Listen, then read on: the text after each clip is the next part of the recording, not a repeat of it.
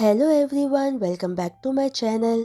Guys, मैं आपको बताना चाहती हूँ कि अब इस स्टोरी में काफ़ी ट्विस्ट एंड टर्न्स आने वाले हैं और इस एफएफ के हर कैरेक्टर का अपना एक इम्पॉर्टेंट रोल है, जिसका बेस मुझे आप सबको बताना ज़रूरी है आगे की कहानी के लिए। तो हो सकता है कि आपको कुछ एपिसोड्स थोड़े बोरिंग लगे, पर ट्रस्ट मी गाइस, मैं वही एक्सप्लेन कर रही हूँ और करूँगी जो ज़रूरी है। और हाँ, मैं वही पार्ट सिर्फ स्किप कर रही हूँ जो मुझे अननेसेसरली ज़्यादा एक्सटेंडेड लग रहा है। ओके, और जो मेरे चैनल पर नए आ रहे हैं, प्लीज़ चैनल को सब्सक्राइब कर लीजिए। तो अब चलिए आज का एक्सप्लेनेशन हम मिलकर शुरू करते हैं। लास्ट पार्ट में हमने देखा था कि यीबो जान के घर आ जाता है जब यूचेन जान को अपनी फीलिंग्स एक्सप्रेस करता है। यीबो को जान के घर देख यूचेन बहुत बेचैन होता है और रात भर अपनी कार में ही रहकर जान को प्रोटेक्ट करने का सोचता है। वही फई यीबो को अपने सामने पाकर बहुत खुश होती है और फई के सोने के बाद यीबो के चार्म में फंसकर जान और यीबो एक दूसरे को किस करते हैं और जान यीबो को रोकने के लिए बता देता है कि वो मैरिड है और अगले ही दिन दोनों मिलकर फई को स्कूल छोड़ने जाते हैं। वहीं यीबो को जान के साथ देखकर सारे नेबर्स यीबो को जान का हस्बैंड समझते हैं और यीबो के गुड लुक्स की बहुत तारीफ करते हैं। पूरे रास्ते फई को छोड़ने जाते हुए जो भी यीबो और जान से मिलकर यीबो की तारीफ कर रहा था, यीबो उन सभी को स्माइल के साथ ग्रीट कर रहा था। और इन सब चीज़ों से परेशान होकर जान सबको एक्सक्यूज करके कहता है कि उसे फई के स्कूल जाने में देर हो रही है और यीबो का हाथ पकड़कर वहाँ से दूर आ जाता है। अपने घर से और नेबर्स से दूर आकर जान खुद को यीबो से दूर करते हुए कहता है, गुड बाय मिस्टर वोंग।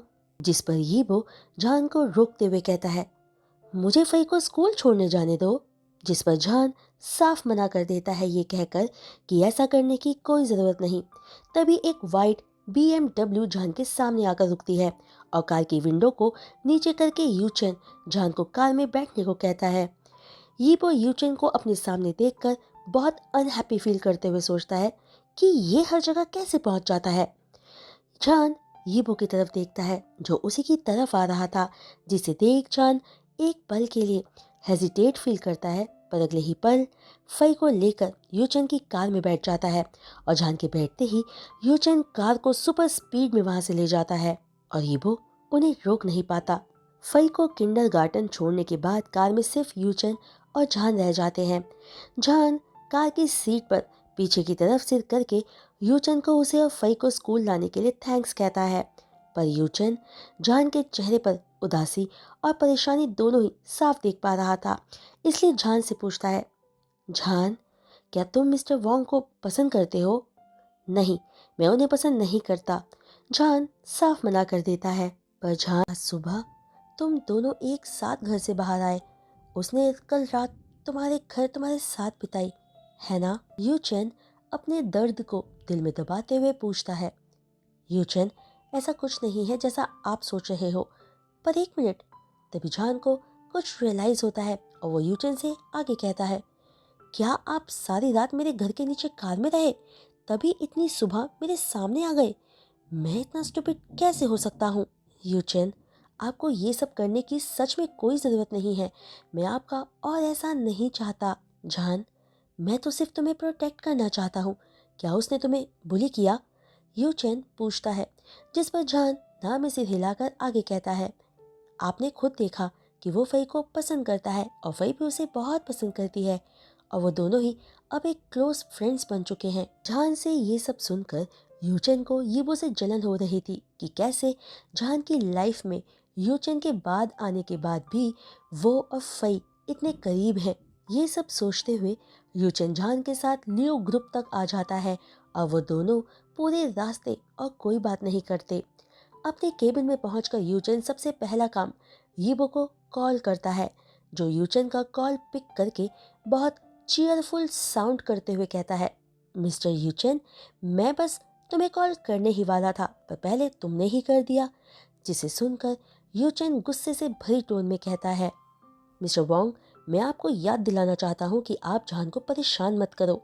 आप ऑलरेडी उसके लिए बहुत सारी मुसीबतें खड़ी कर चुके हैं। अगर आपको सच में उसकी परवाह है तो प्लीज़ आप उससे दूर रहिए और उसे शांति से जीने दीजिए। क्या ये सब जान ने कहा? वो पूछता है। उसने कहा कि वो आपको पसंद नहीं करता। मिस्टर वोंग, आप एक सेंसिबल इंसान हैं, कोई स्टॉकर नहीं। यू चेन यीबो की एरोगेंट एटीट्यूड को शांत करने के इरादे से ये सब कहता है। इन सब के बावजूद यीबो पूरे कॉन्फिडेंट टोन में बोलता है, यू चेन, जब तक मैं हूँ तब तक जान तुम्हें किसी कीमत पर पसंद नहीं कर सकता, और मैं अपने बंदे के साथ क्या करता हूँ इसकी तुम फिक्र क्यों कर रहे हो? तुम्हारा बंदा? कौन तुमसे बिलोंग करता है? यू चेन फौरन पूछता है। तुम्हें इसका जवाब चाहिए? तो ये मेरे मूड पर डिपेंड करता है। ये कहकर ये वो कॉल डिस्कनेक्ट कर देता है और यू चेन पैनिक लुक के साथ अपने फ़ोन के ब्लैंक स्क्रीन को देखता रह जाता है। वहीं दूसरी तरफ जान को सीईओ डोंग अपने केबिन में बुलाकर उसे ट्रांसफ़र लेटर देते हुए कहते हैं, मिस्टर जान, इन कुछ सालों में तुमने बहुत कुछ अचीव किया है, तो मैं उम्मीद करता हूँ कि चॉन्चिंग में भी तुम ऐसे ही अच्छा परफॉर्म करोगे, और अगर तुम ऐसे ही अच्छा परफॉर्मेंस दे पाए तो तुम्हारी प्रमोशन पक्की है। और वैसे तुम चॉन्चिंग कब जा रहे हो? जिसे सुनकर जान सीईओ डोंग को यकीन दिलाता है कि वो मन लगाकर चॉन्चिंग ब्रांच में काम करेगा और सीईओ डोंग को शिकायत का कोई मौका नहीं देगा, और उसने आज ही चॉन्चिंग जाने का डिसाइड किया है। ये कहकर जान सीईओ डोंग को बो करके बाय कहता है, जिस पर सीईओ डोंग भी उसे गुड लक विश करते हैं। जान के ऑफिस से जाते ही सीईओ डोंग एक कॉल मिलाकर सामने वाले को इन्फॉर्म करता है, उसने आज ही यहाँ से जाने का डिसाइड किया है। जिसे सुनकर कॉल के दूसरी तरफ से ये न्यूज़ सुनकर एक सेटिस्फैक्ट्री टोन सुनाई देती है। Thank you mister Dong. CEO Wong, please आप रूट मत समझिएगा मुझे, पर मैं बस ये सोचकर हैरान हो रहा हूँ कि आपके और मिस्टर शियाओ के बीच में आखिर क्या रिलेशनशिप है? सीईओ डोंग पूरे क्यूरियोसिटी से पूछता है, जिस पर यीबो पूरी क्लैरिटी के साथ कहता है, जब सही वक्त आएगा तो आपको अपने आप पता चल जाएगा कि हमारे बीच क्या रिलेशनशिप है। और आज की मदद का एहसान मुझ पर उधार रहा, जिसके बदले मैं आपका कोई भी काम करवा दूंगा जो मेरे बस में होगा। जिसे सुनकर सीईओ डोंग चकल करते हुए यीबो को थैंक यू कहता है, क्योंकि यीबो से इतना बड़ा प्रॉमिस पाना सीईओ डोंग के लिए बहुत बड़ी बात थी। दरअसल यीबो ने ही सीईओ डोंग से कहकर जान का ट्रांसफ़र एक ही दिन में कंप्लीट करने को कहा था, क्योंकि वो जान को अब यूचन के साथ काम करने नहीं देना चाहता था। वहीं आफ्टरनून में अपने ऑफिस से अपना सारा सामान पैक करके जान फाइनली अपने सभी कॉलीग्स और यूचन को फेयरवेल गुड बाय कहकर ल्यू ग्रुप के हेडक्वार्टर से बाहर निकल जाता है और फई के किंडरगार्टन पहुंचकर लुलू को भी फेयरवेल बाय कहता है, जिस पर लुलू आंखों में आंसू लिए जान को हक करते हुए कहती है, जान, मैं तुम्हारे वापस चोंगचिंग जाने का पर्पस जानती हूँ, पर फिर भी तुमसे अलग होना मुझे अच्छा नहीं लग रहा। ये सुनकर जान लुलू के पीठ को थपथपाते हुए उसे शांत करते हुए कहता है, तुम्हारे पास जब भी वक्त हो तो चोंगचिंग आ जाना हमसे मिलने के लिए, और जब हमारे पास टाइम होगा तो हम आ जाएंगे। पर लुलू, आज तक तुमने मेरे लिए जो भी किया उसके लिए दिल से थैंक यू। जिसे सुनकर लुलू अपना हक ब्रेक करते हुए चेहरे पर नकली गुस्से के साथ जान से कहती है, अगर ऐसा तुमने एक बार और कहा ना तो मैं तुमसे हमेशा के लिए नाराज हो जाऊंगी। फिर फई को देखकर उसे अपने गले लगाते हुए प्यार से कहती है, और तुम लिटिल फई, अपनी आंट लुलू को भूलना मत। जिस पर फई भी लुलू को टाइटली हक कर लेती है। उसके बाद सारे भारी मन से एक दूसरे से अलग होते हैं। वहीं चोंगचिंग एयरपोर्ट पर सोंग जियांग और जिली दोनों ही जान का पहले से ही इंतजार कर रहे थे। जियांग जैसे ही फई को देखता है उसे प्यार से गले लगा लेता है, क्योंकि फई हमेशा की तरह ही एक परी जैसी लग रही थी। जिसके बाद फई अपना इंट्रोडक्शन जियांग और जिली को देती है कि उसका नाम श्याओ फई है। फिर जिली सबको लेकर सीधे जियांग हाउस आ जाता है। दरअसल जियांग के घर आने से जान पहले थोड़ा झिझक रहा था कि कहीं उसके और फई की वजह से जियांग का हस्बैंड हाओ शुआन कहीं जियांग से नाराज ना हो जाए। जिस पर जियांग जान को बता देता है कि हाओ शुआन घर बहुत ही कम आता है और ये घर उसके नाम है, तो वो जो चाहे वो कर सकता है। और जान जब तक अपने काम में सक्सेसफुल होकर सब कुछ सही करके फई को अपने साथ नहीं ले जाता, तब तक जियांग फई का ख्याल रखेगा और इसमें जिली भी जियांग की मदद करेगा।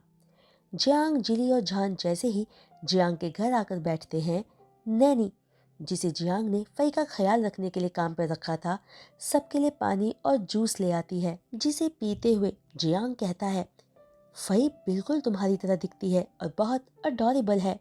तभी जिली सबको गुड बाय कहकर किसी काम से चला जाता है और जिली के जाते ही झान जियांग की तरफ देखकर कहता है, तुम्हें बच्चे इतने पसंद है तो तुम अपना एक बेबी प्लान क्यों नहीं कर लेते। ये सुनकर जियांग की आंखों में उदासी आ जाती है और वो साफ कह देता है कि उसे बेबी नहीं चाहिए। जियांग को ऐसे देख झान सॉफ्ट टोन में पूछता है, तुम्हें बेबी नहीं चाहिए? क्या हाओशुआन भी ऐसा ही सोचता है? या फिर जियांग, क्या तुम उसे अभी तक भूल नहीं पाए हो? झान के इस सवाल पर जियांग एक हल्की सी स्माइल के साथ कहता है, उसे इस दुनिया से गए कई साल हो चुके हैं, अब मुझे उसे भूल ही जाना चाहिए। इस बात का जिक्र होते ही दोनों को ही 6 साल पहले का इंसिडेंट याद आ जाता है।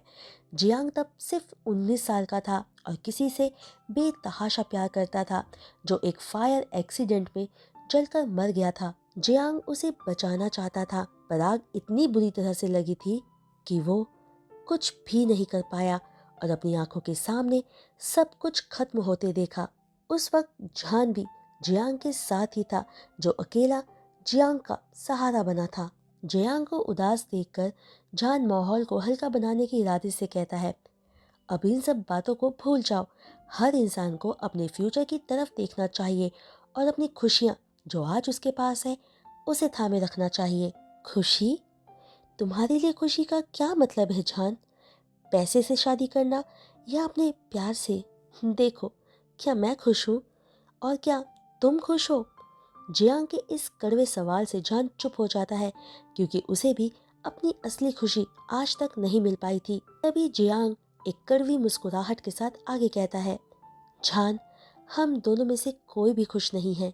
मेरी शादी हाउशवान से बिजनेस रिलेशनशिप को स्ट्रांग बनाए रखने के लिए मेरे पेरेंट्स ने करवा दी, पर देखो, मैं खुश हूँ।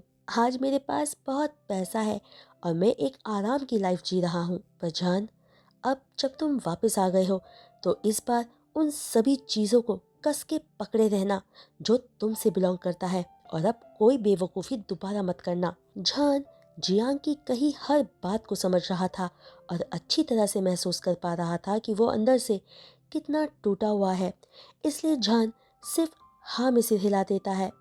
फिर फई के पास जाकर, जो एक खाली जगह पर खिलौनों से खेल रही थी, जान उसे गले लगाते हुए कहता है, फई, मैं अब तुम्हारी ग्रेट ग्रैंड माँ के पास जा रहा हूँ और उन्हें तुम्हारे बारे में बताकर तुम्हें जल्द उनके पास ले चलूँगा, ठीक है?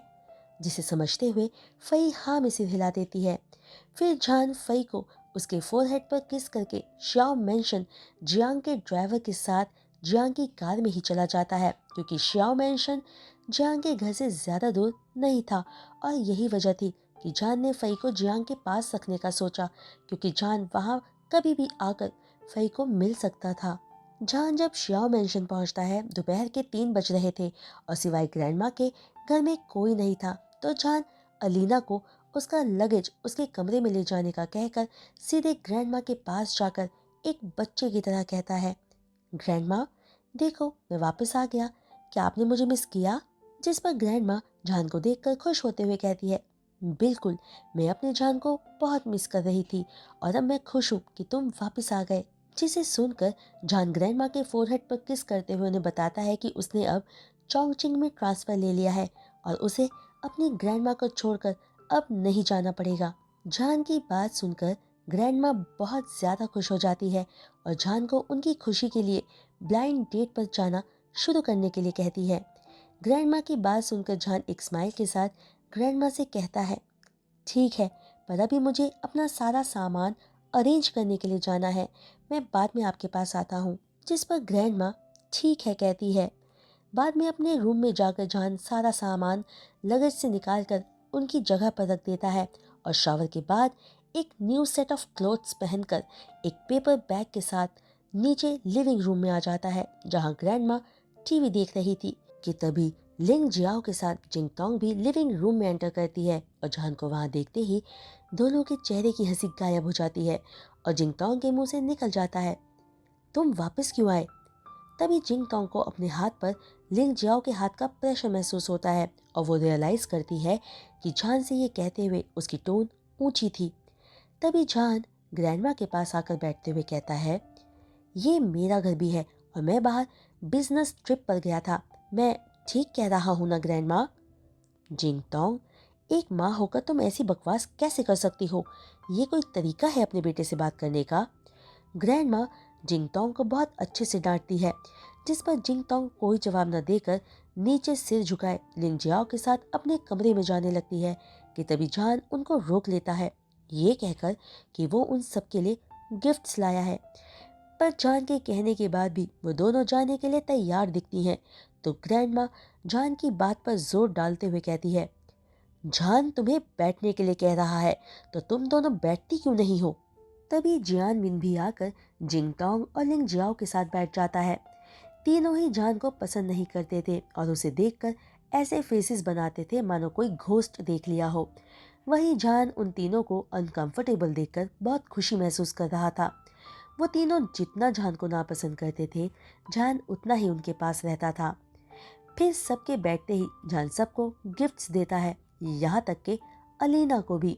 पर अलीना गिफ्ट लेकर शॉक्ड हो जाती है ये देखकर कि जान उस तक के लिए गिफ्ट लाया है पर अपनी बहन के लिए नहीं।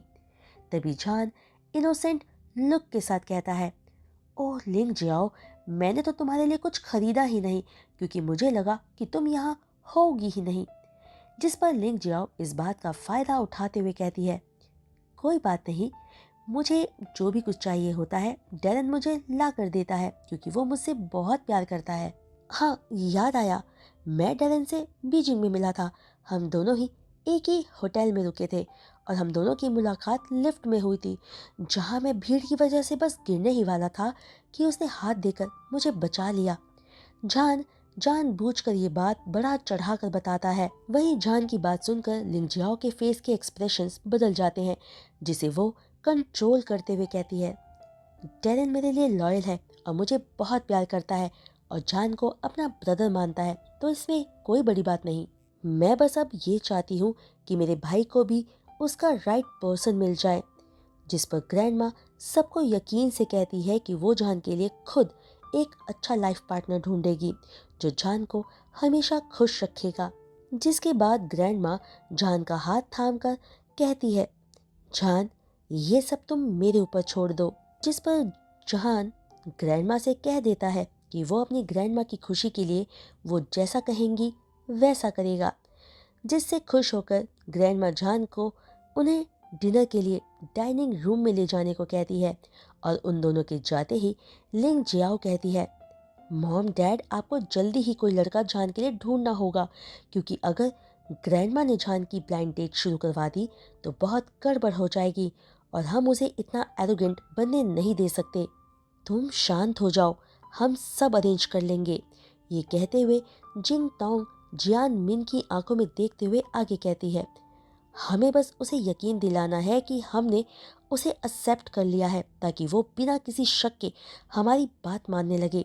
जिस पर लिंग जियाओ अपनी मॉम की बात को समझते हुए हाँ में सिर हिलाती है। फिर जिंग तांग और जियान मिन दोनों जान का दिया गिफ्ट खोलकर देखते हैं, जिसमें जिंग तांग के लिए एक ब्यूटीफुल पीकॉक शेप का ब्रूच था और जियानमिन के लिए एक टाई।